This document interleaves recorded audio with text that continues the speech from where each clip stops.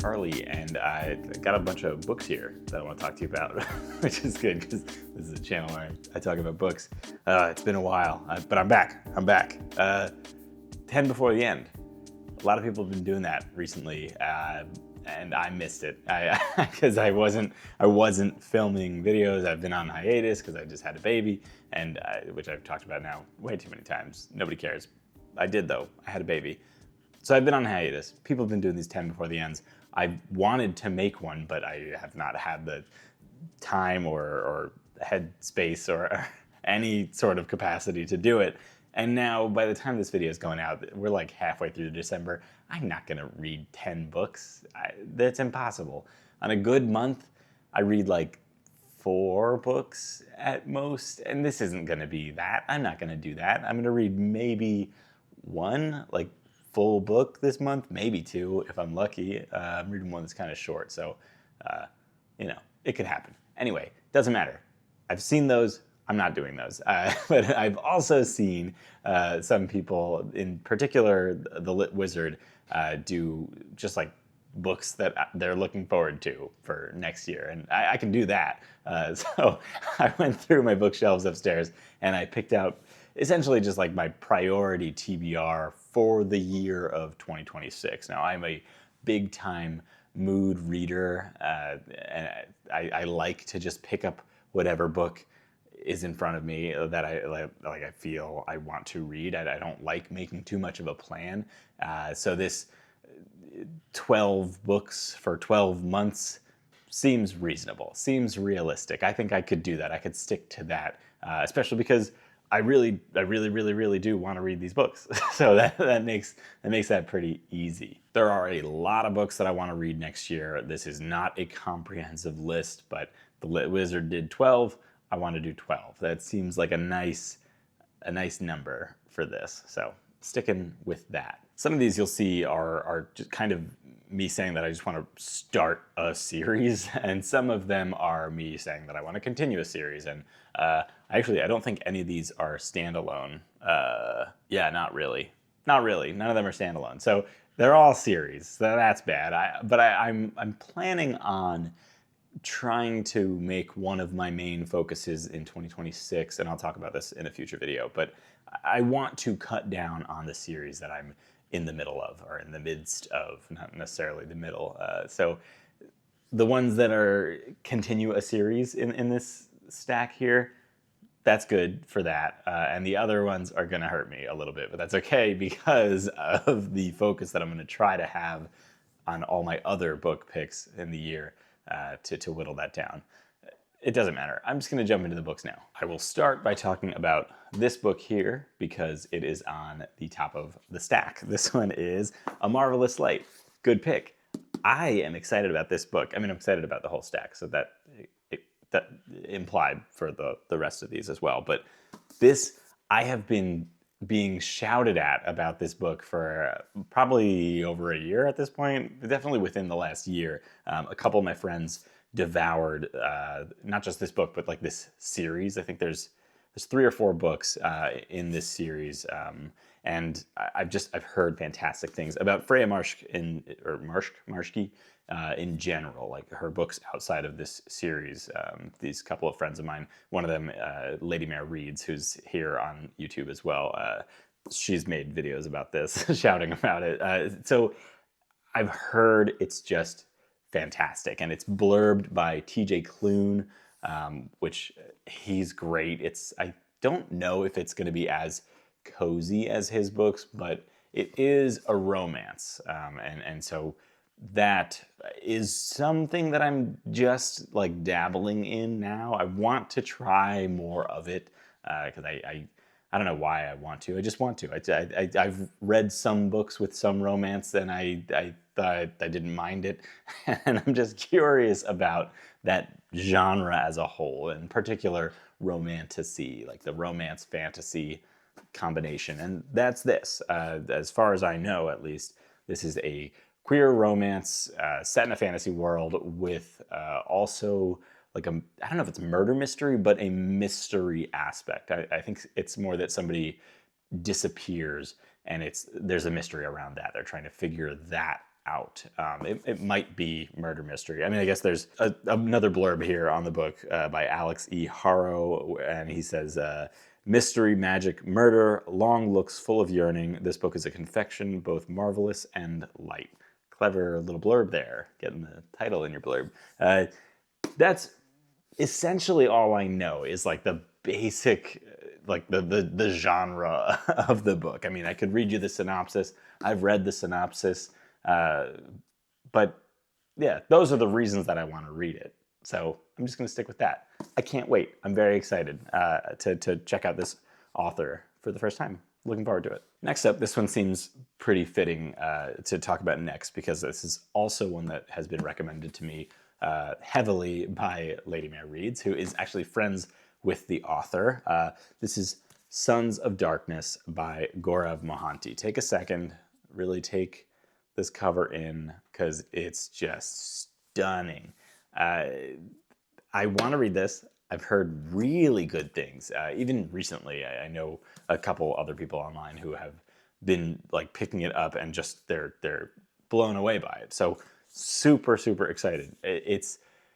I know he at least, Gaurav Mohanty, refers to it as the Indian Game of Thrones. And I haven't read Game of Thrones. I really want to. It could be on this list. It's not in these stacks here, but I really want to read the Game of Thrones, or or I guess A Song of Ice and Fire, the whole series.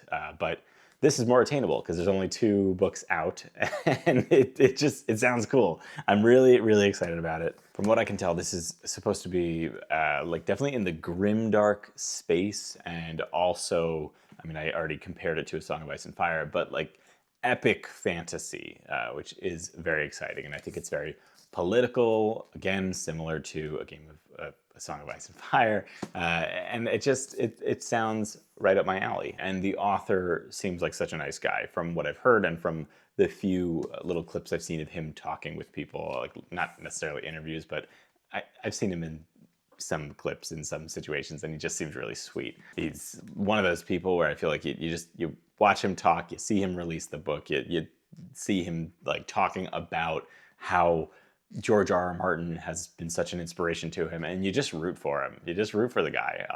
I'm proud of him, and I don't know him, so I don't know how to explain it, but I want to back him further than just feeling proud of him. I want to read his book and support him through that. And I own book 2 as well, which is called Dance of Shadows.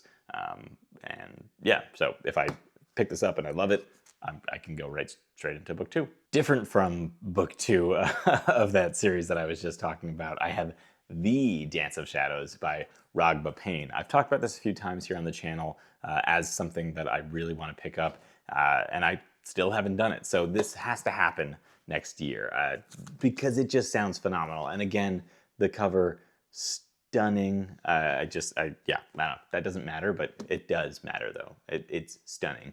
This is, I think, like more of an African-inspired story, and it deals with our main character is some sort of a musician, and he is living with his family in, I think, a pretty impoverished,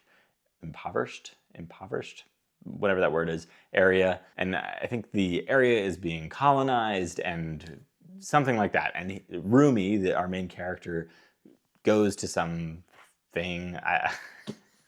And Rumi, our main character, and I think his village, or at least his family, becomes under attack all of a sudden when he's, I don't know, speaking at some conference or something like that. And his mother summons some dying god to help them, which is already insane. And that god comes in and at least saves Rumi. All of this is just my take on the synopsis here. I might be butchering it, but they save Rumi and somehow imbue him with some magical power. So he becomes something called like a shadow weaver is what they call it. Shadow wielder, which is some sort of warrior who seemingly can, manipulate their own shadow. Love shadow magic personally. Anytime I can get some shadow magic in my stories, I'm fully in. So that all sounds really cool, and I feel like you don't often have a main character who's a musician too. I mean, I know that I think the name of the huge series that everybody but me has read, I think the main character there is also a musician, but it doesn't happen often. So I don't know, I'm intrigued. Sounds really good. Jumping to this stack here for a second, because I just mentioned Shadow Magic System, and then I realized that I should talk about this series next. This is one I've read one book in this series, and I've read the prequel novella. And coming in January, we're getting a new novella that takes place between books 1 and book 2. And I haven't read book 2 yet, so it's kind of the perfect timing for me. And I will be receiving that soon, like an advanced copy of that one, which I'm really excited about. So I'm hoping to burn through that. It's only like 120 something pages, the novella that I'm talking about, and that will set me up perfectly to read The Black Mantle. Wow, The Black Mantle by Andrew Watson in the year of 2026. I'm holding book 1 and the prequel novella here, but I didn't show them to you, but I'm holding them, so now I've shown them to you. Black Mantle is book 2 in this series, this Shadowbinders series, and which again has to deal with shadow magic, which in book 1 was really cool. So I'm assuming it's going to continue to be really cool. But I have like a lot of questions about it, questions about the magic system, how it works, the origins of a lot of it. I want to know so much more, and I'm hoping that I get a lot of questions answered in book 2. The setting of this is really cool. It's like this like Egyptian style, or like the setting of it is definitely Egypt inspired. So that's really neat. And the characters were really cool too, because they're like these tortured characters, which always works for me. There's a lot of trauma and dark themes and tones in these pages, or at least in the pages of book 1, The Harbinger of Justice. But yeah, I don't know. I'm really curious to see where the story goes from here, how it all unfolds. We will have to see. But can't wait for this. And I really am looking forward to being caught up in time for book 3, because I would love to be able to read that when it drops, which is something that I didn't get to do when book 2 dropped. So that'll be really fun. I love being able to jump on like a hype train like that for a book I'm really excited about. So yeah, looking forward to it. I hope book 2 can live up to book 1. We'll see. 1, 2, 3, 4. 4. Let me do this. This next one I have no segue into, but this is a series by Stephen Fry. This is like one of the first books that I read when I was like just getting back into adult novels, kind of, but definitely like adult, like fantasy adjacent. I think it counts as fantasy. Greek mythology. I read Mythos years ago at this point, and I loved it. I was obsessed. I did the audiobook of it, which was really interesting at the time because it's narrated by Stephen Fry, who does a phenomenal job with the narration and the writing, because he's also the author. But what I thought was really cool was that it wasn't until after I finished the audiobook that I picked up a physical copy of the book, because I loved it so much and I wanted like a shelf trophy. And these books are kind of like somewhat like textbook-esque, like in the they have like diagrams. There's like a lot of pictures throughout it. And the reason I think that's cool is because I had no idea that was the case when I was doing the audiobook, which I think is a testament to the writing alone, and maybe his narration as well, because I didn't miss it. I didn't know that I was missing out on seeing all this imagery, because the words themselves were filled with so much imagery that it didn't matter. It legitimately did not matter. It didn't change the experience, I don't think, at all. So at some point, I will flip through this and like look at the diagrams that I missed, or the pictures that I missed. But again, it genuinely didn't matter. Anyway, I loved this book, and I, for whatever reason, have not picked up the others. I picked them up, I bought them, but I haven't read them. I have a third one too. I have, this is Troy here, and then this is Heroes, and then upstairs on my shelf I have the Odyssey, Stephen Fry's retelling of the Odyssey. I don't know why I didn't bring that one down, but I think the next one I would pick up is heroes, and then from there I'd go to Troy. I don't know if it matters. If you've read these and you do know if it matters, let me know. But I don't think it does. Although I have heard that in at least one of these, they do reference back to things discussed in Mythos. So I think it's good that I've started there at least. And it tells you like what page to go back or what picture to look at, for example, to just like read more and catch up on some things that they discuss in these. So really, really, really looking forward to getting back into Stephen Fry's take on Greek mythology, and honestly just Greek mythology in general, because I love Greek mythology, but I haven't read any of it in over a year at this point, and that's a bummer. So yeah, I got to get back into more of that, and I think this is a great way back into it. Speaking of getting back into things, I also read Assassin's Apprentice this year, and I loved it. I thought this was a really, really good book, and it's also, I think, considered the weakest in at least this trilogy. If you're not familiar with the Realm of the Elderlings, it's Robin Hobb's huge series. I think there's like 16 books, and it's made up of trilogies, maybe trilogies and quadrilogies, but definitely at least trilogies along the way. And so this one is called the Farseer trilogy, and it's where you should start. It's the first one. So I started with the first book, Assassin's Apprentice, and again, I thought it was really great. It's definitely like dark in tone. There's a lot of bad people, and they're all doing a lot of bad things to our main character, Fitz, who you just feel for. And there's a lot of really interesting characters, and a lot of characters that you hate. You hate them. They're horrible people, and you really, really do feel for your main character. And Robin Hobb does these horrible things, not just to him in this book, but to, without spoiling anything, to characters who I'm like, oh, you're not allowed as a person to do that. Like you're not allowed to write those words in books, are you? But she did it, and she did it honestly twice in this book, which was rude. And again, I'm not spoiling anything, so I can't tell you what I'm talking about, but rude, really rude. I want to see more of it though, for some reason. So I want to pick up Royal Assassin, which is book 2 of the Farseer trilogy. I just want to know more. I want to continue on with these characters. I want to see what Fitz is up to. I want to see how Robin Hobb is going to continue to try to break him, and see if maybe she succeeds in this one. I'm not sure. We'll see what happens. Moving on from that, I have this giant stack here of like 6 books. These are 6 books that I picked up fairly recently at a library sale. Each of these was like $1 or $2. I have the entire Bloodsworn saga and 3 of the 4 books that make up The Faithful and the Fallen. I have books 1, 2, and 4, unfortunately, but that's all they had. They didn't have book 3, but that's fine. I can pick that up at some point.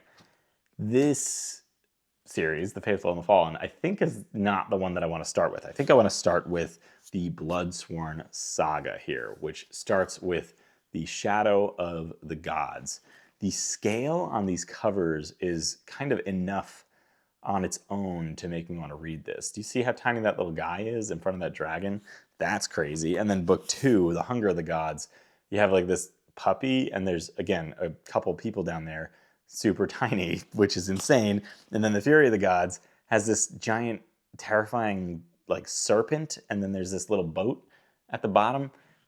Crazy. So I hope that's not just for the covers. I hope that you have some sort of intense battles with these gigantic monsters, which I feel like you don't always see, but it makes me think of like games like the Shadow of the Colossus, where you're just a guy and you're taking on the world. Gigantic beings that you have to scale. I'm hoping that there's a sense of that in these books. I don't actually really know what these books are about, like what the series is about. I think it's like Norse mythology inspired, which is really neat. And you know, that's not a space that I've spent a lot of time in. So that's really cool. And I've just heard such good things about John Gwynne. I can't tell you how many people have recommended the author to me, and specifically this series.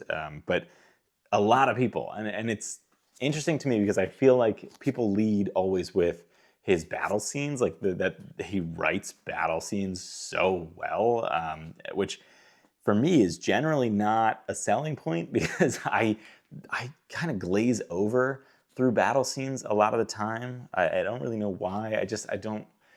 I have to picture things when I read. So I think that's probably why, honestly, I have to picture it. I don't have a choice. I picture, when I read books, it's essentially just a movie in my head. I hear things, I hear the voices, I see characters. And so I think battle scenes, they bog me down a little bit. So I tend to kind of just glaze over and just kind of skip them, essentially. I'm not actually skipping them. I am reading it, but I'm just not processing it to the full extent of me reading other parts of books. So I've heard that he just does it so well, and I'm intrigued. I'm intrigued to see if John Gwynne can make me actually pay attention during an action scene. We'll see. A friend of mine picked up this book and then pretty much immediately went through book 2 and 3, like back to back to back, which I never do that. So anytime I hear somebody that does that, especially like I know this guy, I know he doesn't always do that. So that is a big sell to me. It's like, oh, okay, these are really good. You needed to know what happened next. So yeah, looking forward to that. Looking forward to my first John Gwynne.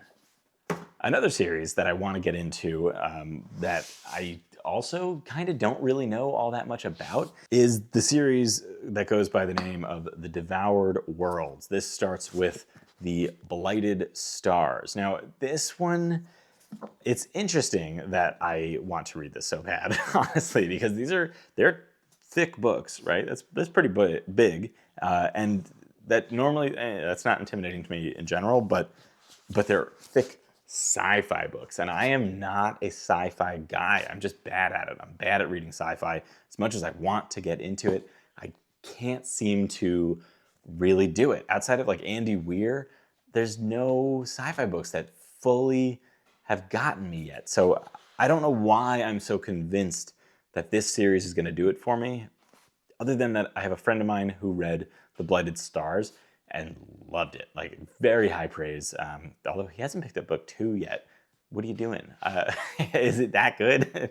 I don't know, but he has said that this is very good. I've seen him talk about this several times, and that excites me. Just the way he talks about it is exciting to me. I think it's a little bit too of like a sci-fi romance, which is cool, because again, I'm trying to get more into romance this year, or next year. I'm trying to get more into sci-fi. So if this blends those two things, that sounds pretty perfect to me. Stranded on a dead planet, forced to ally with her mortal enemy, survival is the only option in the first book of this stunning widescreen space opera trilogy. Sounds neat. I don't know. I'm into it. I'm interested in it. I hope that it can win me over. We'll see. Good luck, Megan O'Keefe. The next book is one that I don't own physically. I have it on audio already, but I don't own a physical copy of it. So here it is. This is it. The Shipwright and the Shroud Weaver by Rafael Tarubia. This, honestly, again, I can't tell you all that much about it because I don't know all that much about it. But what I do know is that I am completely sold that this author is going to knock it out of the park. And I'm sold on that because I just watched an interview of them by over on Hardy's Books channel. Hardy's Books is also a friend of the channel. They do this fantastic interview series where they bring on authors of books that they've read and enjoyed, and a lot of times authors that I have not read from or sometimes even heard of. But the style of the interviews is fantastic. They pretty much are asking them, it's the books that made you is pretty much the framing. So it's, you are an author, you wrote this book, but they're not asking them questions about the book. They're asking them, like, who are you as a reader and how has that formed you into who you are as an author, which I think is just such a cool framing. And this interview, honestly, knocked my socks off. This person is fantastic. Absolutely. Just, I'm so impressed by the things that they said, the way that they spoke. Everything was so well put together. All their sentences that they said out loud, which I can't do that. And the way that Ross, the interviewer over there, was was talking about the book and how every line felt like it was just meticulously crafted. It was so inspiring to me, just hearing their conversation. Honestly, I do barely any writing, but I do have aspirations, with my own writing, which I never talk about here, and I probably won't talk about much, at least in the near term. But it is something that I do. I think it's fun. I have a lot of fun with that, with crafting my own stories. I think a lot of readers end up wanting to write something, and so I have dabbled with that, and it made me want to go back and edit every single line, which I'm not going to do right now because I haven't finished a story. But it's something about the way that they talked about crafting their story. It just, the passion that they had, I could feel how hard they worked on this story. I could feel how much energy went into it. Not just the story, but the world that they're creating. The magic system sounded really interesting.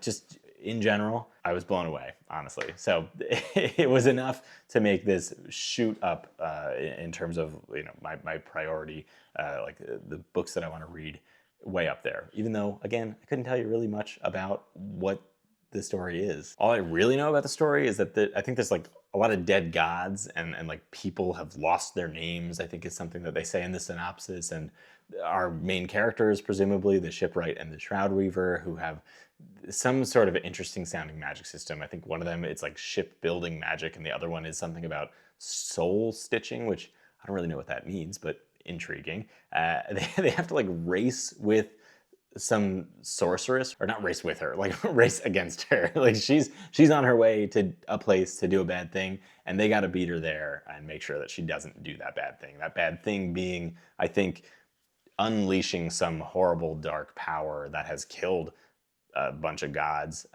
and just like doing it again and just destroying everything is my take on the synopsis from my memory. But anyway, I've rambled on for this one for probably way too long, mostly because, again, I found the author very inspiring in that interview. So can't wait for this one. On a somewhat similar note, in terms of primarily wanting to read a book because of the author, I have a memoir that I want to read, which if you don't want to read about an author, then don't read their memoir. This is a book by Michelle Zauner called Crying in H Mart. Michelle Zauner is like an indie musician, Japanese Breakfast. You may have heard her music, but this is supposed to be just stunning, like and heart-wrenching. I think my brother said he cried like 4 times reading this book, and I don't know what else to say about a synopsis. It's about her life being a Korean American and what that was like, but it's also about dealing with her mother's struggle with, I believe, cancer, and I assume the loss of her mother at some point in the story of her life. So it sounds like a really hard read, but it sounds important, it sounds impactful, and I'm ready for it. I'm looking forward to it. I've talked about wanting to read this several times this year as well, and yeah, I'm gonna make it happen next year for sure. I also really want to continue on with Dungeon Crawler Carl. You've heard about Dungeon Crawler Carl. Post-apocalyptic setting here on Earth. A lot of people die, and then the survivors go down some stairwells that open up into the underground, and they end up on some intergalactic game show where they have to battle for survival against just other survivals. It's very battle royale, sort of like Hunger Games, but at a massive scale. And I've loved it so far. I have read the first 4 books, and they have almost all of them have been fantastic. One of them was like like a little middle of the road for me, but I've really enjoyed the rest of them.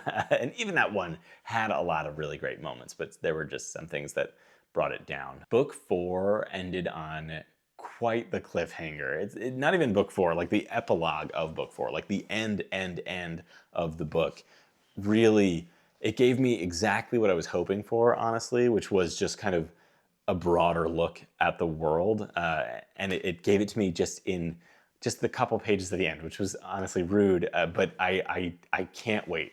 I can't wait to further explore that, as well as to just be back with our characters, Princess Donut, Carl, everybody. It's a great cast of characters. I'm really enjoying this whole lit RPG thing. I still haven't checked out any others, but once I finish this series, I definitely will be doing that. Yeah, looking forward to that. I have an incentive to finish books 5, 6, 7 before sometime in February. I'm going to some Matt Dinniman event in New York City. Very excited. He's going to like sign books and things like that.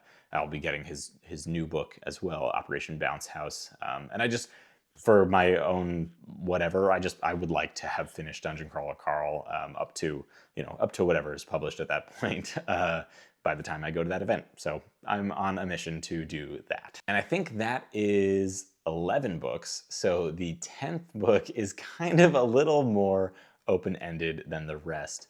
The the 12th book is just that I want to read another Christopher Buehlman book, and really I want to read the rest of Christopher Buehlman's books. I am obsessed with this author. I've now read 4 of his books: The Black-Tongued Thief, The Daughter's War, which is like one of my all-time favorite books, period, the Between Two Fires, and The Lesser Dead, which was also phenomenal. All of them, though, have been really good, and they all do something very different so far from one another. Like Lesser Dead is a vampire story. Between Two Fires is like a medieval Christian mythology, bubonic plague type story that is fantastic. And then there's The Black-Tongued Thief, which is like a witty, funny, like D&D campaign style book. And then there's The Daughter's War, which is this deep, somber telling of this war story